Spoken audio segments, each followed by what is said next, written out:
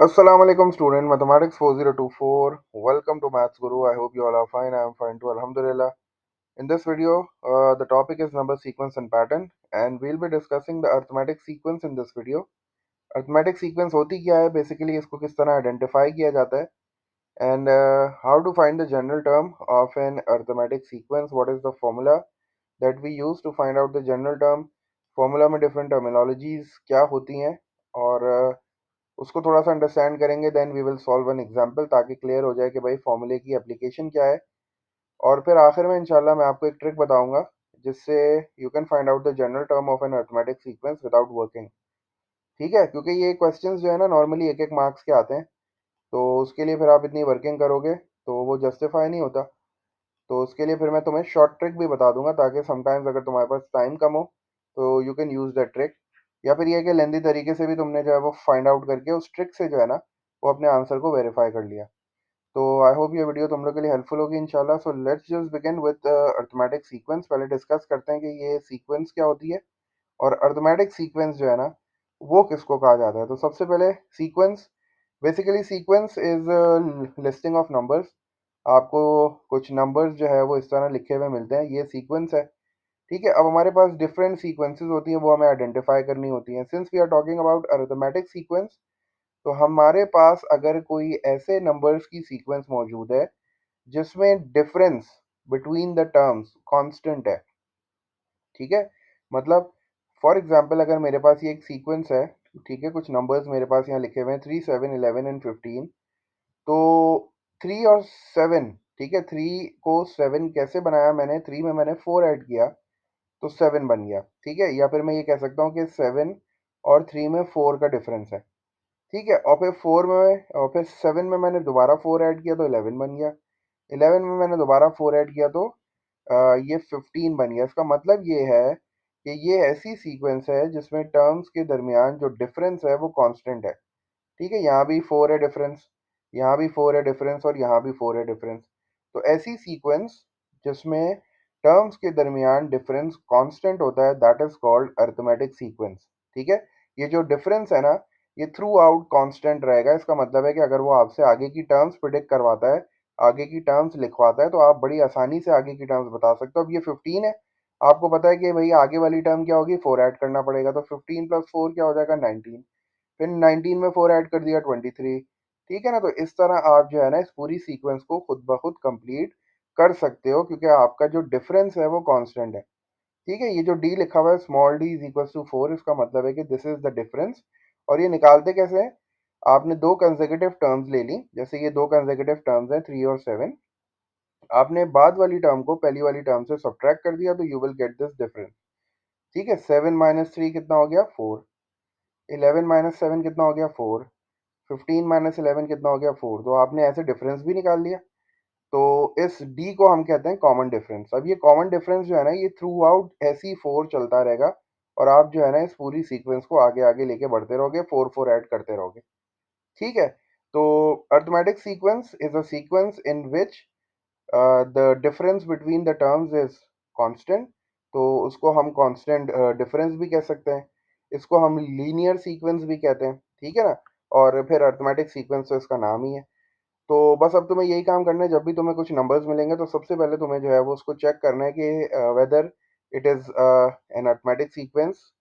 तो उसके लिए क्या करोगे कि सबसे पहले देखोगे कि भाई टर्म्स के दरमियान जो डिफरेंस आ रहा है वो आप जो है वो फाइंड आउट करोगे।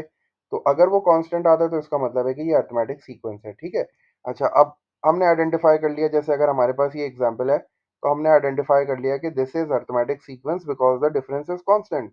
4 4 का डिफरेंस चलता हुआ जा रहा है। सही है, अच्छा, अब वो हमसे कहता है कि भाई find out the general term of this sequence. अब जनरल टर्म निकाली क्यों जाती है, एग्जाम्पल के तौर पे मैं तुम्हें बोलता हूँ कि देखो ये हमारे पास टर्म नंबर 1 है। ठीक है, ये टर्म नंबर 2 है, ये टर्म नंबर 3 है, ये टर्म नंबर 4 है। अगर वो मुझसे कहता है कि भाई इस सीक्वेंस की 10th टर्म निकालो, तो मैं जो है वो 15 में 4 ऐड करूंगा, 19, फिर 23, इस तरह आगे जाता रहूंगा और मैं 10 टर्म आराम से निकाल सकता हूँ।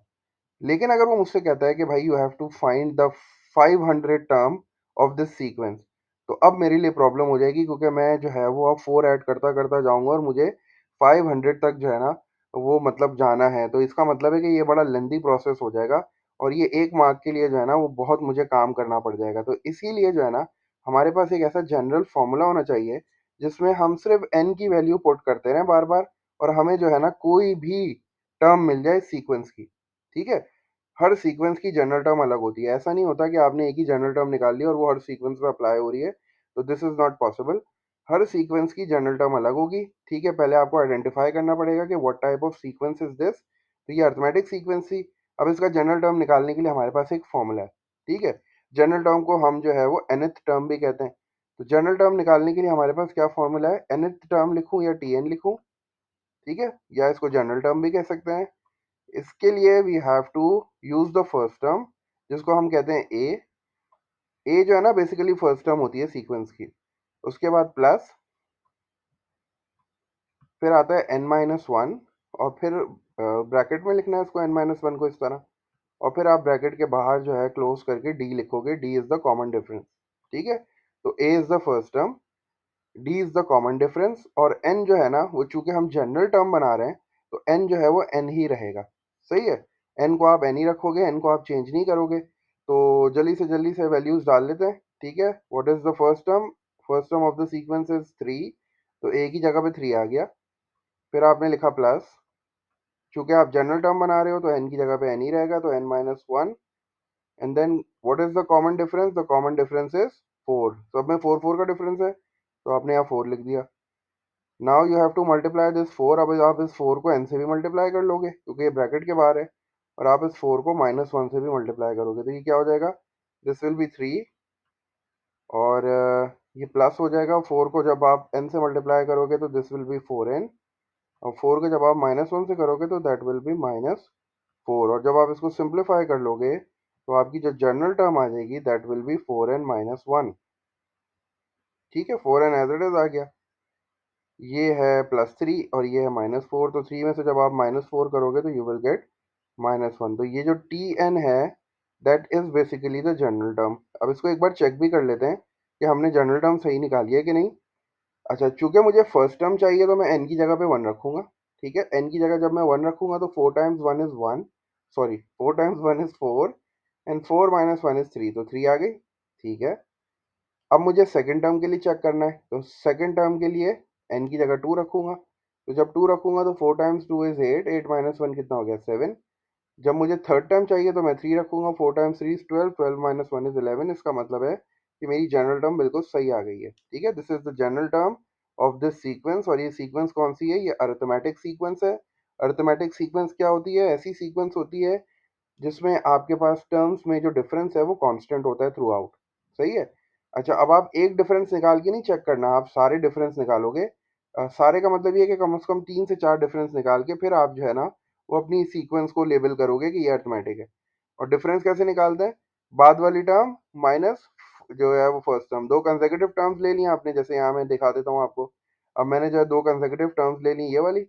मैंने बाद वाली टर्म को पहली वाली टर्म से माइनस कर दिया, तो सेवन माइनस थ्री कितना आ गया? फोर। तो ऐसे तुम जो है वो डिफरेंस फाइंड आउट कर लेते हो, ठीक है? और क्या करते हैं फिर, इन दोनों को ले लेते हैं, ये कंसेक्यूटिव टर्म्स हैं।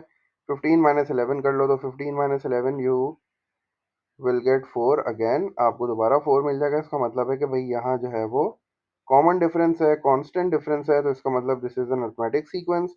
अच्छा, अब इतनी वर्किंग नहीं करनी, इतनी वर्किंग नहीं करनी, तो उसका एक आसान सा मेथड है। क्या है? डिफरेंस निकाल लो पहले जल्दी से। यहाँ जैसे मैंने डिफरेंस निकाल लिया, सीक्वेंस आई, डिफरेंस निकाल लो। अब आप क्या करोगे? डिफरेंस लिखोगे, उसके साथ आप एन लिखोगे, ठीक है? डिफरेंस लिखोगे, उसको मल्टीप्लाई करोगे एन के साथ, और फिर आप ये देखोगे कि अगर मैंने n की जगह पे वन रखा है तो फोर वन का फोर हो जाएगा। और पहली टर्म क्या है? थ्री, तो इसका मतलब है आपको फोर में से क्या माइनस करना पड़ेगा? वन। तो this is the general term of this sequence. बगैर वर्किंग के मैंने जो है वो अपनी जनरल टर्म फाइंड आउट कर ली। शॉर्ट ट्रिक यूज कर ली। क्या किया? डिफरेंस निकाल लिया पहले, ठीक है? आपको सीक्वेंस मिलेगी, देखो सीक्वेंस को आइडेंटिफाई करने के लिए डिफरेंस तो तुम्हें निकालना पड़ेगा। सीक्वेंस दी भी है, आइडेंटिफाई कर लिया जल्दी से। डिफरेंस क्या है? फोर था डिफरेंस, तो फोर के साथ एन लिखा। और अब ये देखना है कि अगर मैं n की जगह वन रखता हूँ तो फोर वन का फोर हो जाएगा, लेकिन मेरी फर्स्ट टर्म है थ्री, तो फोर में से मुझे कितना सब्ट्रैक्ट करना पड़ेगा? वन। तो फोर माइनस वन थ्री हो गया। कभी ऐड भी करना पड़ता है, कभी सब्ट्रैक्ट भी करना पड़ता है। तो आपके पास जो है ना you will get the general term directly, इतनी वर्किंग आपको नहीं करनी पड़ेगी, ठीक है? डिफरेंस लिया, एन से मल्टीप्लाई किया और फिर आइडेंटिफाई कर लिया कि भाई कितना माइनस करना है या कितना प्लस करना है in order to get the first term. तो this is the short trick which you can use to find out the general term of the arithmetic sequence. I hope ये वीडियो तुम लोग के लिए हेल्पफुल होगी इंशाल्लाह. अरिथमेटिक सीक्वेंस को identify करना पड़ता है पहले, उसके बाद ये फॉर्मूला यूज करके जनरल टर्म फाइंड आउट करनी पड़ती है. इंशाल्लाह क्वाड्रेटिक सीक्वेंस को भी डिस्कस कर लेंगे, और उसकी भी इंशाल्लाह वीडियो बहुत जल्द तुम लोग के साथ शेयर करता हूँ. So stay tuned to maths guru for some more videos. Until then take care. Allah Hafiz.